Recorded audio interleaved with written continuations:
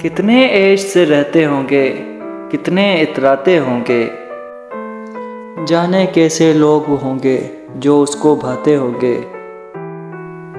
शाम हुए खुशबाश यहाँ के मेरे पास आ जाते हैं, मेरे बुझने का नज़ारा करने आ जाते होंगे।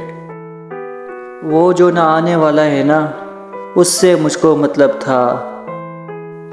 आने वालों से क्या मतलब, आते हैं आते होंगे।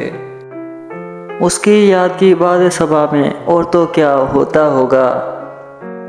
यूं ही मेरे बाल हैं बिखरे और बिखर जाते होंगे। यारो कुछ तो जिक्र करो तुम उसकी क़यामत बाहों का।